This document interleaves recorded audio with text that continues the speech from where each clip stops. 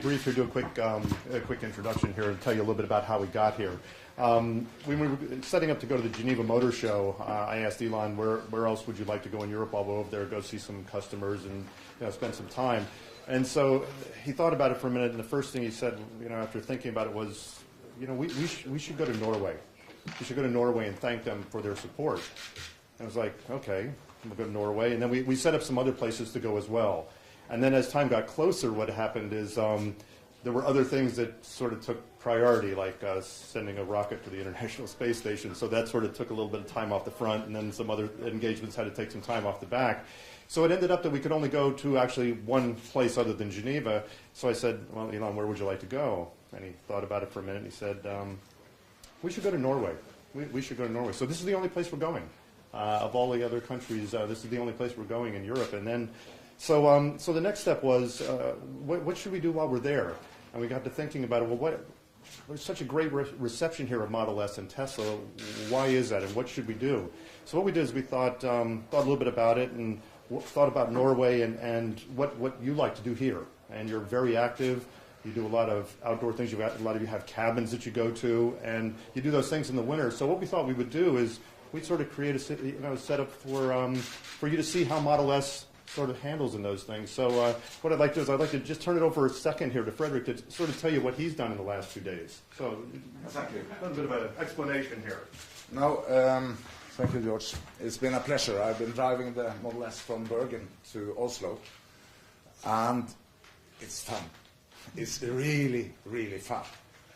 We started off with around 470 kilometers on the charge, and then we had some filming. So I think we started from Bergen with 450 kilometers. And we did drive normally and had fun. And it's quite a lot of climbing. And it was quite rough weather condition, a lot of snow and slush up in the mountain. And we had 100 kilometers left when we come to Geilo. And we charged there, so we had 350 kilometers went down here. And we had only one problem. We didn't get up the garage door this morning. That was where we were a little bit late. That has nothing to do with the electrical car. but I've been driving electrical cars since '89, and this has always been a number 2 car. I mean, in Norway, we don't need any other car than this kind of cars. And we're very proud of what we have achieved of framework and incentives in Norway. I think we have also now managed to get a commitment in the parliament that this framework will at least stay until 2017. And I think this car will be the most sold in Norway within a short time when you start to deliver and more people start to see the performance of it. So we had a lot of fun. It was Terje Håkonsen, the snowboarder, and me. We were driving down from Geilo this morning, and when you drive the car, you understand that you do space science and business also, because the future is here now. Thank you. And, thank you. And everything that was told from the company on the performance, on the range, it's okay. We had cold weather, we had slushy roads, we have everything that should not be positive, and it works very fine. Right. And what temperature were you up? It went to like -7? -7, yeah. And we climbed 1,250 meters up, and it's quite much up and down. And I was surprised how little extra energy consuming it was when we go uphill. And when we go downhill, you have a long distance, and I still have my license. Excellent. So, but that's not the car's fault. Right. No, it's Excellent. no need to pollute when you're driving anymore. Thank you. Thank you. As George was saying, this is I'm only coming to two countries. One was Switzerland because of the European Auto Show, and then the other one was Norway. And it was really just to say thank you in person. That's really the reason I came here, because Norway has got the highest per capita orders for the Model S. And I think Norway actually is likely to be the world leader in electric cars per capita. I think that's pretty awesome, and to set a great example for the rest of the world. And you may have read that sometimes we get some criticism that maybe our car doesn't work in the cold, and this is not true. And I try telling people, hey, you know where our #1 per capita sales are? Norway. Norway is not a hot place. Okay. Summer is good, but winter gets pretty cold. So, in fact, even before the Model S, this is before the Tesla Roadster, our sports car. The person who has the most number of Tesla cars is a Norwegian, Jens Kvartholm. And the reason I met him was because when we opened the Milan store, he bought a lantern. So he flew his family from Norway to meet me at that store to give me a lantern. And I thought, he didn't have to do that. So I think that's indicative of the spirit of the people that I've met from Norway. And I know there's people are going to say, okay, well, what about, is it just about tax incentives? It can't just be about tax incentives, because in the Netherlands and in Denmark, they also have no tax on electric cars. And yet, there's a huge difference in per capita purchases of our car. So it's much more than that. And so I just want to come say, thanks in person, and to also say that we're going to try to, we're a small company, so we don't have a lot of resources. We don't have a lot of marketing money or anything like that. But but there are a few things we can do to reciprocate. One of them is we're going to make sure that the first Tesla superchargers outside of the United States are in Norway. So you're going to get the first of the Tesla supercharger technology outside the US will be here, even before it covers the US. So there'll be parts of the US that don't have it, and it's still going to be here. We're also going to deliver the first Model S's in Europe are going to come to Norway. So those are things that we can do to reciprocate as gesture of appreciation. If we can think of other things, we'll do those too. So that's mostly why I wanted to come and say thank you, and we're going to do whatever we can to reciprocate and respond in kind. So, Timing? Oh yeah, timing. So when are these cars arriving? So we start production on the European spec Model S in June, and then first deliveries are expected in July. If we can, we'll try to accelerate that a little bit, but I feel confident that that's timing that we can make. And we're going to allocate a disproportionate number of cars, like a lot of cars in our June production to the European spec and to Norway in particular.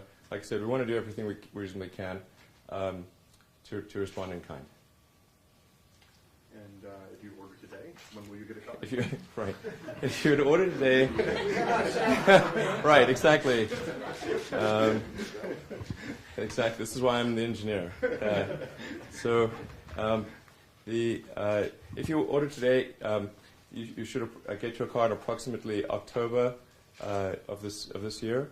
But the reservation rate is increasing quite a bit worldwide. So if you're interested in getting a car this year, I would recommend placing a reservation quite soon, because within a few months we will have sold all the cars for this year. So, yeah. Anything else? Would you like the press ask? Yeah, absolutely. Any what questions can I answer for people? We should where we're opening. So we're going to have service centers and stores in Oslo. We already have one in Oslo, but in Bergen and Trondheim. Right. And the supercharger network will cover all of Norway. We're going to focus first, of course, on the Oslo, Bergen, Trondheim, and also enable travel to Stockholm, because essentially the common routes is where we're going to focus on the supercharger installation. The Model S will also be compatible with all existing charging installations, or I wouldn't say all, but certainly virtually all existing charge installations in Norway. So it'll be able to use existing stuff as well as the supercharger system. The plug is the Menike's plug. And we'll be using the Menike's sort of standard plug. and so it should be compatible with almost anything. Yeah. And 3-phase. 3-phase, yeah.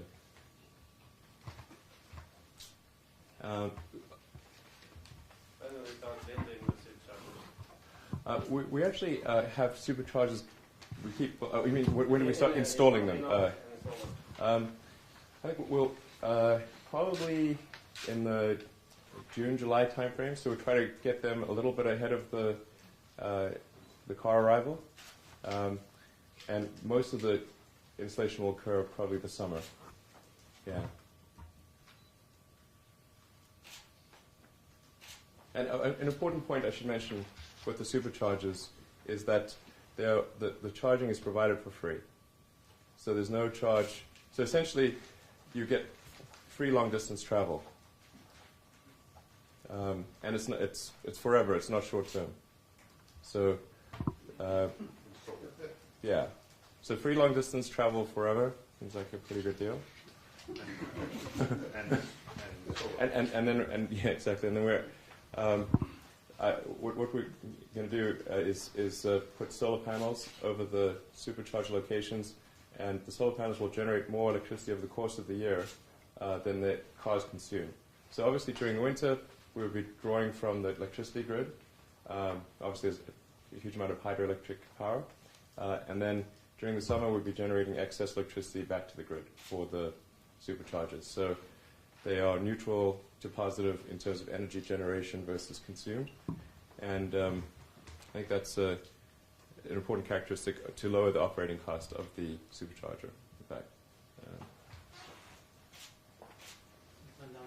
I just wonder if you are going to manage this process of putting up superchargers on your own, or if you have cooperating companies here in Norway. I think we're working with a few options. I'm not familiar with the details, but generally we tend to work with local and national governments and with whoever is operating the common highway rest stops. So essentially, at the places where you would typically stop along a highway between one city and the next, whoever has ownership of that highway rest stop, that's who we tend to work with. So it can vary quite a bit. In the U.S., sometimes that's with the state government. Sometimes it's with a private operator, and it kind of depends. We try to pick what is most convenient to people. And like I said, we work with existing highway rest stops where people are stopping anyway in order to go to the restroom, grab a meal, have a coffee, and then you can plug your car in, and by the time you come back from restroom, meal, coffee, getting a coffee, then your car is ready to go again. Because the supercharger, the right way to use the supercharger is to sort of stop for half an hour after maybe 2 or 3 hours of driving, and then after half an hour, it's replenished the 2 or 3 hours of driving, and you can continue your journey. That's approximately the convenience inflection point. Is that ratio of 5-to-1 to 8-to-1 in terms of drive time to stop time. That's what people do anyway with a gasoline car. And so if you can achieve that level with an electric car and it's free, it seems like a logical thing to do. As Anders, we can represent T2 News here in Oslo. Everyone seems pretty stoked about what you're presenting here. But can you give us some facts and figures? How many cars have been ordered here in Norway and worldwide? Yeah, it's about 1,000 in Norway, and then worldwide it's about we're approaching, well, including cars that have been delivered as well as cars that have been ordered, it's approaching 20,000.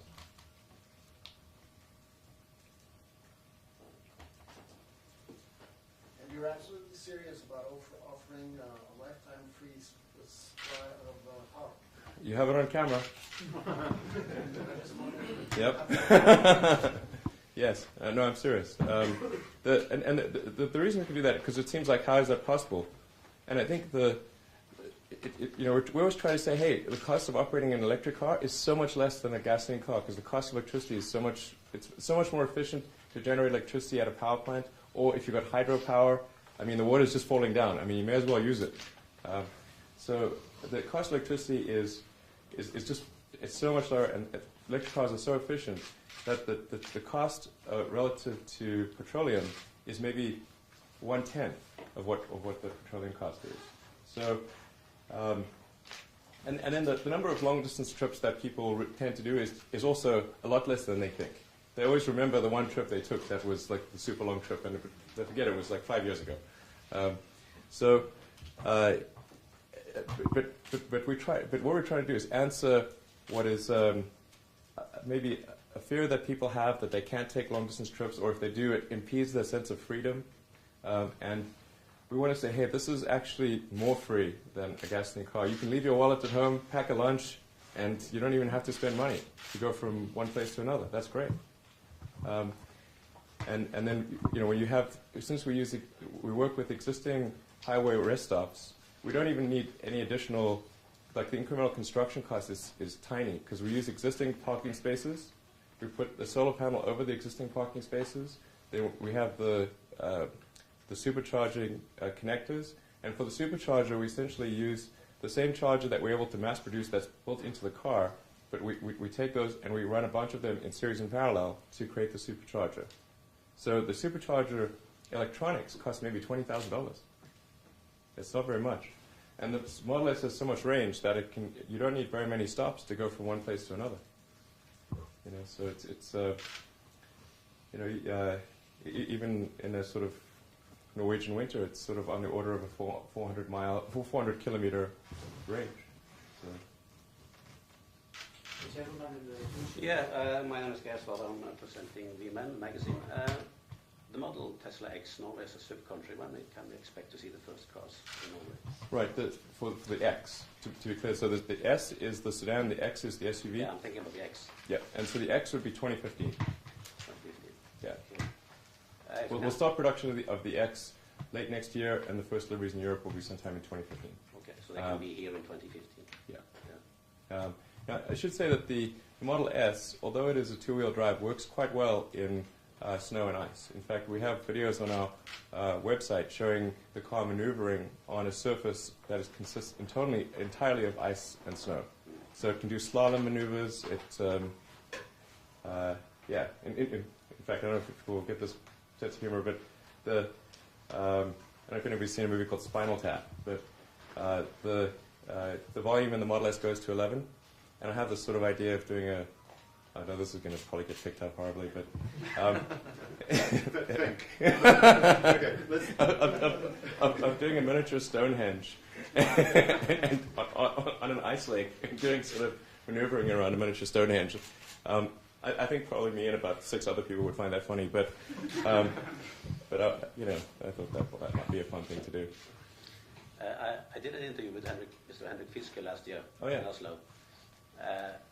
He wasn't so keen about electric cars as about plug-in hybrids, of course. Right. He believes it's going to be a battle between those two solutions. What are your opinion there? Well, if it is a battle, the result is pretty clear. You know, Fiske is not doing very well, and you know, it's possible it might get bought by the Chinese or something, but they haven't manufactured a car, from my understanding, in 9 months. So that's not a good sign.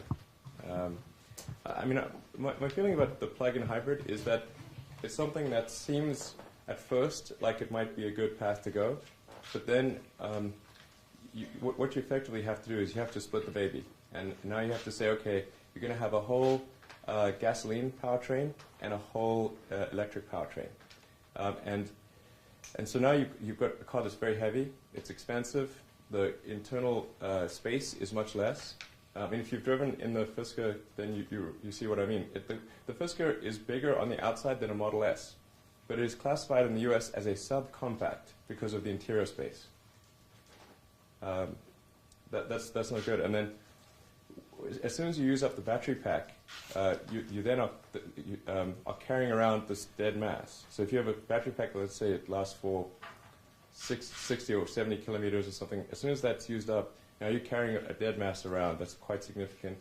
And generally the gasoline powertrain is a little underpowered for the size of the car, and so you have something that feels quite anemic.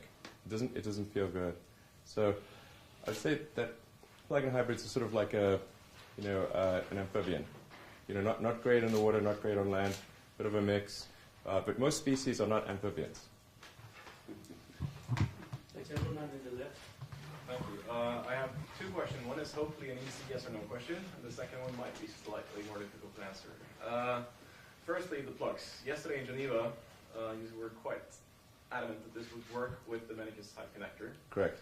And you're now saying it will be compatible with most sorts of electrical connectors out there. I'm just hedging my bets because I don't know if there's some obscure. Maybe it's like 99%, but there could be some obscure thing that's like 1% or something. One question here. Okay. Will it be compatible with the existing CHAdeMO fast charging network, or will it only be compatible with future fast charging standards such as the Combo standard? Our intent is that it will be compatible with all significant standards that exist in Europe, Including CHAdeMO? Yes, and this. JB's. I sent an email to JB. Okay. JB said yes. And that was my understanding as well before asking JB. So JB is our Chief Technology Officer. The answer is yes. The official answer from Tesla is yes, the Model S will be able to charge from a CHAdeMO connector. Yes. Excellent. Now, you built a car that's quite extraordinary. Why, in your opinion, why haven't, for instance, German automakers such as BMW or Audi or other premium automakers made this car? What's stopping them from replicating what you're doing and essentially, if this works, just taking over a whole electric car business? Well, our goal at Tesla is to try to accelerate the transition to electric cars. So it is not to try to slow down other manufacturers from entering the electric car business, but in fact to accelerate their entry into the electric car business. The car business is very huge. There's like 80 to 90 million new cars manufactured every year, and the Model S production is only 20,000 units. So it's a very small number. And in order to accelerate the advent of electric cars, we actually work with Mercedes and Toyota to produce electric cars. So we actually supply Mercedes with electric powertrains and have for the smart car, electric smart, the electric A-Class, and coming up the electric B-Class, which will be the biggest electric car program in Daimler or Mercedes history. And in fact, bigger than, I think, all past electric programs put together. So we're trying to help move in that direction. And then for Toyota, we create the electric RAV4. We do the battery pack, motor, the whole powertrain for the electric RAV4, which Toyota is currently already selling in the US, and presumably we'll do the same in Europe and elsewhere. So, as for why there aren't electric sedans like the Model S, I think it's just a matter of time. I think now that we've shown that it's possible to create a compelling electric sedan, I think we'll see the big manufacturers start to change their plans and to create electric sedans as well. I hope that is the case. Yeah. Gentleman with the glasses. Yes, from NRK, it's TV media. We have the camera actually. I have a question. You said that it's going to be solar powered, the superchargers, the stations. I work out that one of your cars, if it's going to be charged, needs 560 square meters of solar cells in the ideal conditions. How are 150 watts per square meters, roughly? Yeah, the thing is the cars aren't charging 100% of the time. So the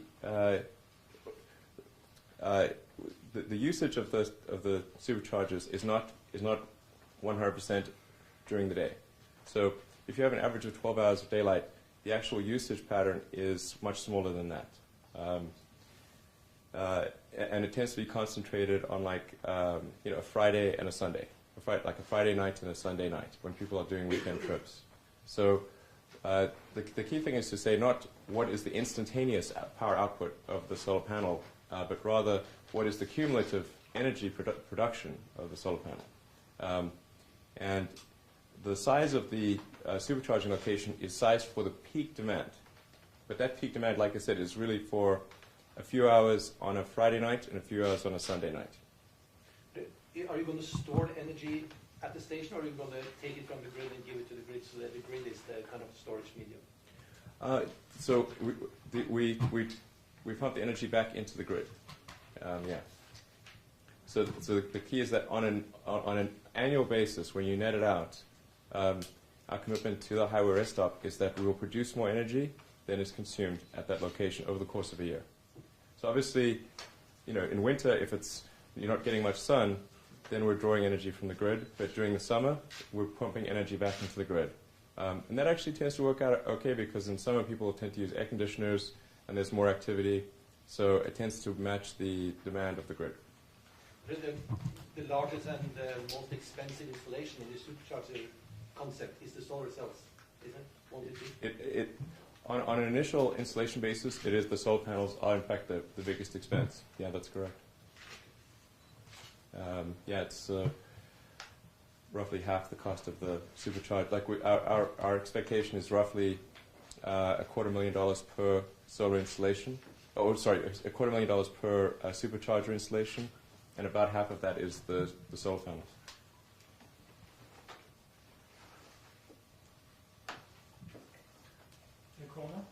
Thank you. I'd like to know who's the primary sort of model buyer of Tesla Model S, and how much does it cost?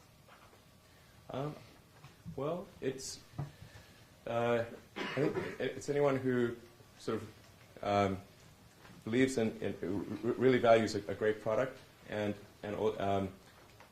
you don't have to be someone who is a super environmentalist, because our goal is really to create something that's a better car than any other car. So in fact, we won last year the Motor Trend Car of the Year worldwide of any car, period, not just the best electric car. We won Automobile Magazine Automobile of the Year, and so I think it's important to emphasize, like, the Model S is not just for people who believe strongly in the environment. It's actually for anyone who wants a really great product. And the true cost of the Model S always needs to be factored into relative to the operation costs. So if you compare it to the cost of filling up with gasoline or with petroleum, and the fact that there's sort of free long-distance charging, that's, I think, a very important factor. So the affordability of the car is actually much more than it would seem at first when you factor in the operating costs. Do we have the pricing that we want to convey? Or? Yep. Peter. Starting price in Norway is 446,000 Norwegian. That would be for the Did you 60. say that again? 446 That'd be for the 60 kilowatt. for the 60 kilowatts, and 506 for the 85 kilowatt.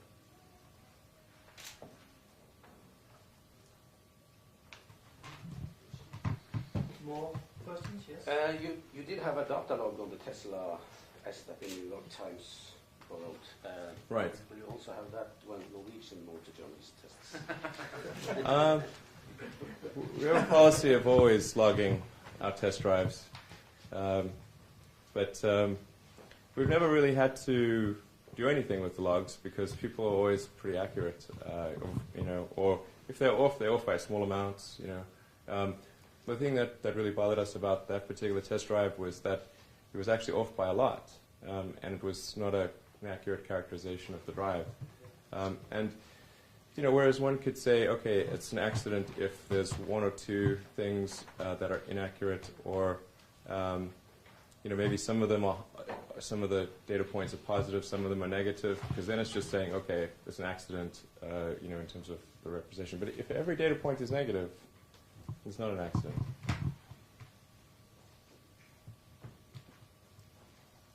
Yes. Yeah, I'm from newspaper the Bergen Times, like Dina. What do you see as the main barriers for a global breakthrough for electric cars? I think in terms of for global breakthrough for electric cars, I think it's really important that people experience a compelling electric car, and there haven't been great options in the past. It's been typically cars that didn't look great, or they they were impeded in some way. So they weren't good acceleration. They were low range. Maybe the handling wasn't very good. And, essentially, people were generally asked for an electric car to buy a bad product at a high price. And so we have to change that perception. That's why we worked super hard to win the Motor Trend Car of the Year, because that says it's not just the best electric car, it's the best car of any kind. And changing that perception is very difficult. Because people are used to what they're used to. I mean, there's a certain comfort to that.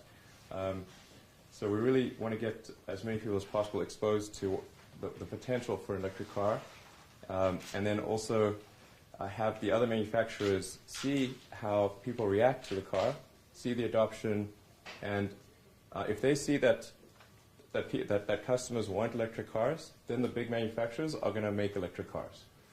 And so that's really what we have to show. Yeah.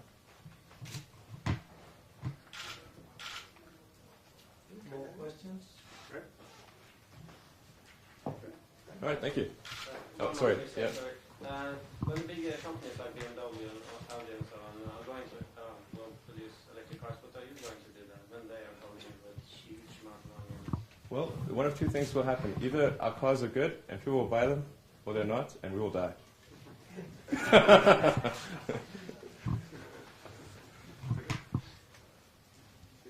That's a good one. Yeah. You have all control of the retail, the sales, and the concept stores and technology frontiers. Is it correct to draw a parallel between Tesla and Apple? Well, George did work at that company before, and in fact was a key person responsible for the Apple stores. So there's a lot to learn from the way Apple did its retail concept. I mean, for cars, it is different because you've got servicing. That's a very significant part of vehicle ownership. And a car is also an asset that people have for a much longer time, and it's a much bigger investment. It's a much tougher decision that people have to make, because a car is the biggest single integrated item that somebody buys apart from a house usually. So we do have a lot more to sort of think about than selling consumer electronics.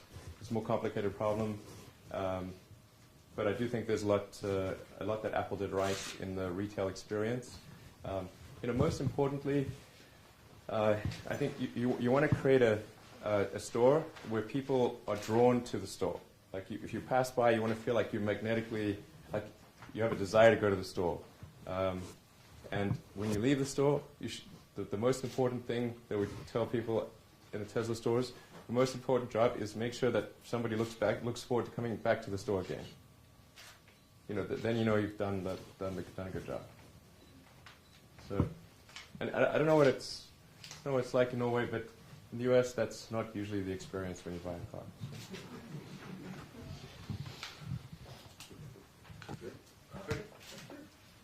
One quick question. 1,000 reservations in Norway. Start of delivery in July. If you're supposed to deliver everything in Norway by the end of the year, that means roughly you have to hand out at least one car, slightly more than that, per working hour throughout the rest of the year. Will you be able to do that with the current setup of the logistics in Norway for the Tesla Model S? Yeah, I'm confident that we'll be able to deliver all of the cars that Norwegians have ordered this year. In fact, like I said, I think probably if people order fairly soon, then we could still accommodate them this year. We'll do our best to accommodate as many people as possible. But right now we are, in the U.S., delivering over 400 cars a week. U.S. and Canada, I should say. So we actually have a lot of customers in Canada as well. And we expect to deliver at least a few hundred a week in Europe. So, yeah. And we're going to focus our energies, rather than sort of spreading out all across Europe, we're going to focus our energies on the countries that have the highest per capita adoption, where the concentration is greatest. And so that's actually Norway being number one. Switzerland's actually number two. and then I think number 3 might be the Netherlands. Yeah. So it's not the Germany or UK. It's focused on sort of the smaller countries where we can make as a small company, we can make a bigger difference. Yes. Did you ever consider calling the car Musk? I've never named any company or product after myself. It's no plans to start. But I've heard about terraplane and truckload. Is it a bad omen to start a new company and get a T? I hope not. The Tesla is named after Nikola Tesla, so he was a great scientist and engineer. So at Tesla, we're trying to sort of celebrate great engineering and science and that kind of thing, and that's why we named it after Nikola Tesla. So hopefully T is not a bad omen. Yeah. Good. If there's no more questions, we have the cars parked outside. We have Tesla staff, and you are more than welcome to go and have a look. And no test drives today, but you can book test drives at a later point. Good. Thank you. All right. Thanks.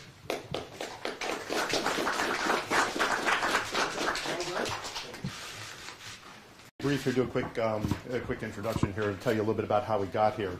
When we were setting up to go to the Geneva Motor Show, I asked Elon, where else would you like to go in Europe while we're over there, go see some customers and spend some time.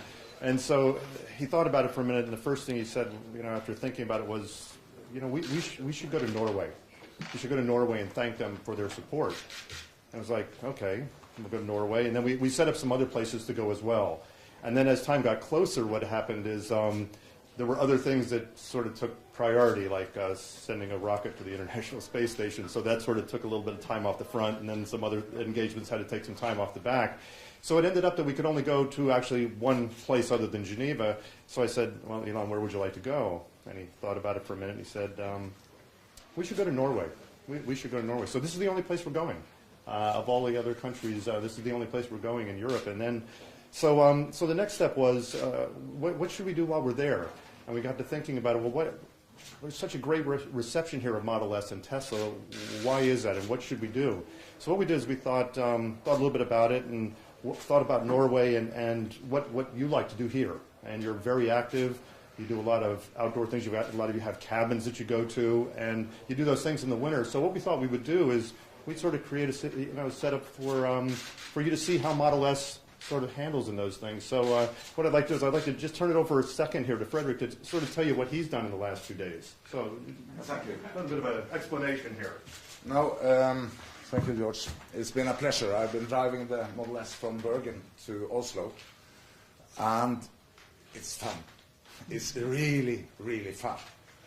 We started off